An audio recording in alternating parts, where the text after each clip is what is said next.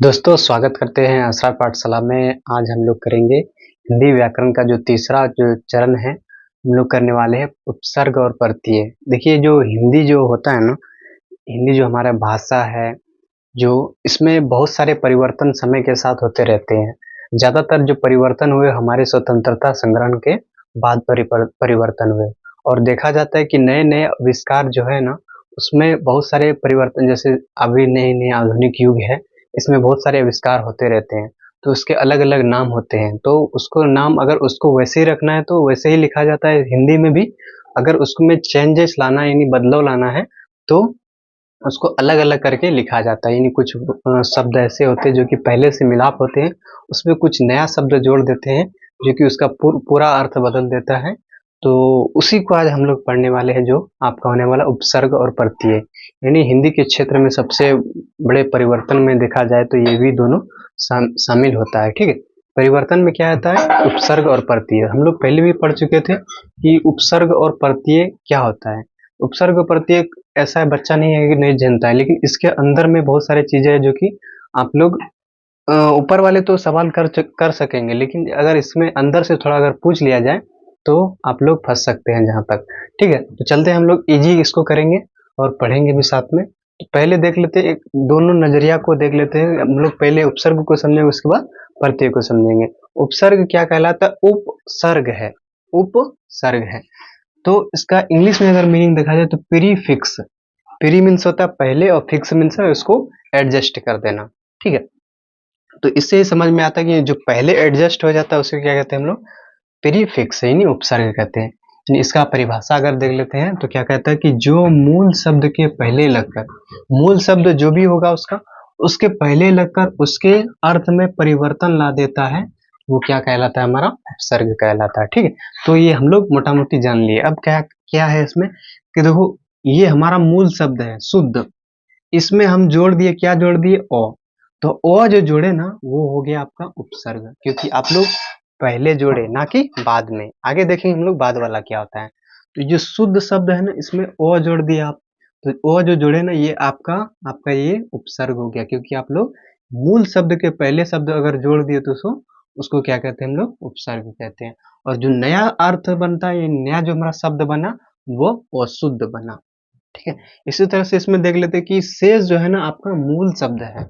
शेष क्या है? मूल शब्द। इसमें हम लोग क्या लगाए? वी लगा दिए। तो वी लगाए तो इसको क्या बोल देंगे हम लोग? हम लोग उपसर्ग बोलेंगे। और जब दोनों शब्द जुड़ेगा तो अगला जो नया शब्द बनेगा तो उसे क्या कहेंगे? विशेष। ठीक है, उसके बाद इसमें देखो, आवश्यक जो है आपका, वो मूल शब्द है इसका। आवश्यक मीन्स होता है जरूरत है या चीजें। इसमें लगा दिए अति, यानी बहुत ज्यादा। तो अति जो लगाए ना, तो इसको क्या कहेंगे हम लोग? उपसर्ग कहेंगे। तो ये क्या हो गया आपका? अति आवश्यक, यानी बहुत ही जरूरी जिसको बोला जाता है। आवश्यक तो वो भी जरूरी चीज होता है, लेकिन अति जब लगा दिए तो बहुत ज्यादा चीजें जो जरूरत होती है उसको कहते हैं अति आवश्यक। तो उसके बाद यहाँ पर शुल्क है, ये मूल शब्द है आपका। इसमें हम लगा दिए निह, यानी बिना। ठीक है, तो जब निह लगा दिए तो ये उपसर्ग हो गया आपका। और जब दोनों को जुड़ा दिए तो उसके बाद जोड़ दिए, तो नया जो शब्द बन के आया निःशुल्क, यानी बिना कोई फीस का, यानी बिना कोई शुल्क का, यानी बिना किसी पैसे का। ठीक, अब देखो, यानी मूल शब्द है आपका मान।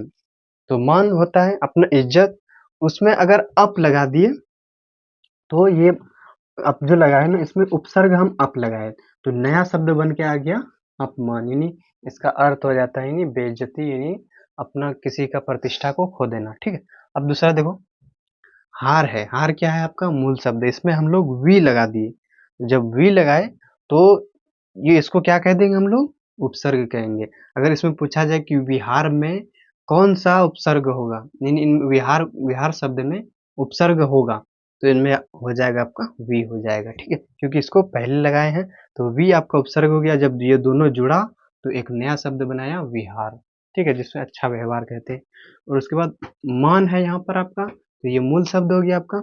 तो उसके बाद देखेंगे तो ये अभी लगा दिए, तो अभी जो लगाए ना, तो ये उपसर्ग लगाया है। ठीक है, तो अभी जब लगाए तो इन दोनों शब्द को जुड़े तो नया शब्द बन के आया आपका अभिमान। ठीक है, उसी तरह से है योग। योग मीन्स होता है जोड़ना या किसी चीज को संयोग करना। इसमें लगा दिए हम लोग नी, यानी हटा दिए। ठीक है, तो नी नी आपका हो गया आपका ये उपसर्ग हो गया, और योग यानी जब दोनों ये शब्द जुड़ा तो बन गया नियोगिनी, किसका, बिना किसी योग का। तो यहाँ पर देख लिए हम जो एरो बनाए हैं कि ओ वी अति नी अप और वी अभी और नी, ये सभी क्या है आपका, ये सभी आपका उपसर्ग है। तो आप लोग समझ लिए ना कि ये सब उपसर्ग है। तो अब चलते हैं दूसरी तरफ, हम लोग समझेंगे कि प्रत्यय क्या होता है। प्रत्यय भी ये चेंजेस यानी ये भी हिंदी में एक बदलाव ही है। ठीक है, तो समझ लेते हैं इसको क्या कहते हैं। प्रत्यय में क्या होता है कि सफिक्स, सफिक्स में क्या होता है कि बाद में, सफिक्स मतलब बाद में। तो जो चीजें हम मूल शब्द के बाद लगाएंगे उसे क्या कहेंगे हम लोग, प्रत्यय कहेंगे। देख लेते हैं परिभाषा कि जो मूल शब्द के पीछे लगता हो, यानी मूल शब्द जो होगा उसके पीछे लगेगा, ना कि आगे। आगे क्या होता है, अगर हमारे को कह दे, हमारे से कह देगा कोई आदमी कि आपके आगे हैं तो वो उधर हो जाएगा, अगर पीछे है तो इधर हो जाएगा। ठीक है, ऐसा देखा जाता है। तो अर्थ में परिवर्तन कर दे तो क्या कहलाता है आपका, प्रत्यय कहलाता है। यानी मूल शब्द के वो पीछे लगेगा, ठीक है, ना कि पहले लगेगा। पहले नहीं लगेगा, वो पीछे लगेगा। ठीक, तो पीछे लगकर किसी शब्द में अर्थ में परिवर्तन कर देगा तो उसे क्या कहेंगे हम लोग, प्रत्यय कहेंगे। एग्जाम्पल के लिए देख लेते हैं, यहाँ पर समाज है तो ये मूल शब्द है, इसमें किसी प्रकार का आप लोगों को उपसर्ग नहीं दिख रहा होगा, ना ही आपको प्रत्यय दिख रहा होगा।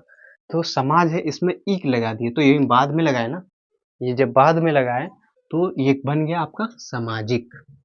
ठीक है, अब देखो ये सुगंध क्या है, सुगंध आपका मूल शब्द है। ठीक है, इसमें ना ही आपका कोई उपसर्ग निकाल सकते आप लोग, तो ईत लगा दिए ना, सुगंधित बन गया, ये नया शब्द बन गया। यानी ईत जो है ना आपका वो प्रत्यय है, और इक भी क्या है आपका, आपका प्रत्यय हो जाएगा। और मीठा देखो है, इसमें मीठा जो मूल शब्द है इसमें हम लोग प्रत्यय लगा दिए आस, तो ये बन गया मिठास। अब देखो लोहा क्या है, लोहा मूल शब्द है, इसमें आर लगा दिए हम लोग प्रत्यय, तो ये बन गया लोहार। नाटक देखो है, और लास्ट में हम लोग लगा दिए प्रत्यय के रूप में कार, तो ये बन गया नाटककार। उसके बाद व्यवहार आपका मूल शब्द है, इसमें ईक लगा दिए हम लोग प्रत्यय, तो ये बन गया मेरा व्यवहार। ठीक है, व्यवहारिक, सॉरी, ये बन जाएगा आपका व्यवहारिक। तो ये आपका ईक, इत, आस और पार और कार और इक, ये सभी आपका क्या है, प्रत्यय है। तो ये याद रखना है। और चीजें हम बता देते हैं कि एक शब्द है चल, ठीक है, चल है, इसमें देखो अगर अगर हम बोल दें कि ओ अगर जोड़ दे तो ये क्या बन जाता है, चला। अगर दूसरा शब्द लेते हैं कि हम इसमें चला लेते हैं, चला में अगर हम जोड़ दें हर्षऊ, तो ये बन जाएगा चलाऊ, ये क्या बन जाएगा, चलाऊ। ऐसा देखो, और देखो चल में अगर हम लोग क्या जोड़ दें, लास्ट में ना जोड़ दें तो ये क्या बन जाएगा, चलना।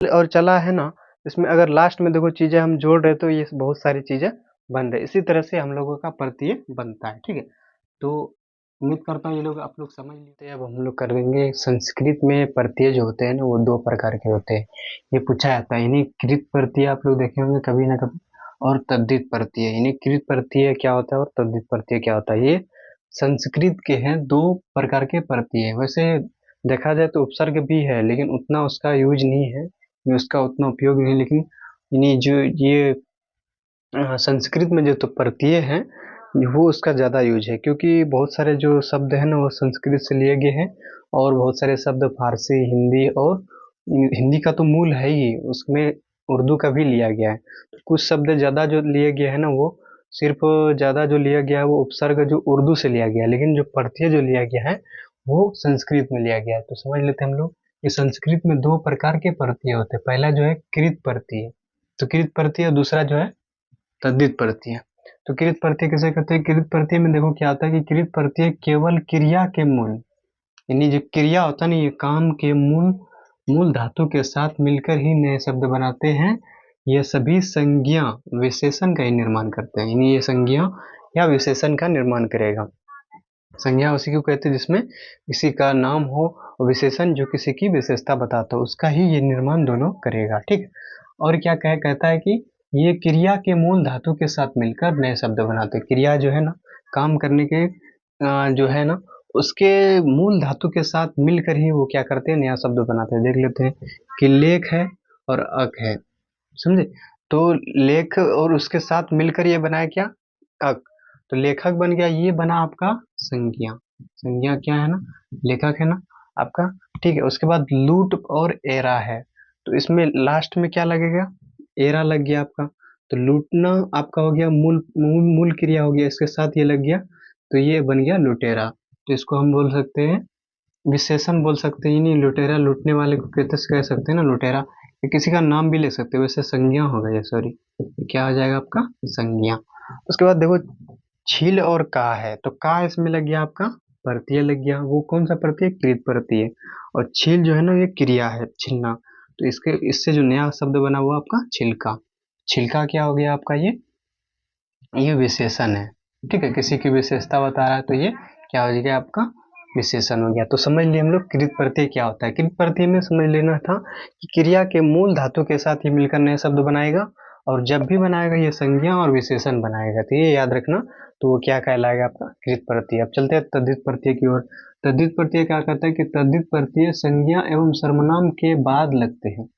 ये क्या कह रहा है कि तद्धित प्रत्यय संज्ञा सर्वनाम, संज्ञा यानी किसी नाम को कहते हैं, किसी स्पेसिफिक नाम को, यानी जो पॉपुलर नाम हो, प्रसिद्ध हो, उसी को कहते हैं। और सर्वनाम संज्ञा के बदले में यूज किया जाने वाला, इस्तेमाल किया जाने वाला क्या कहलाता है आपका सर्वनाम कहलाता है।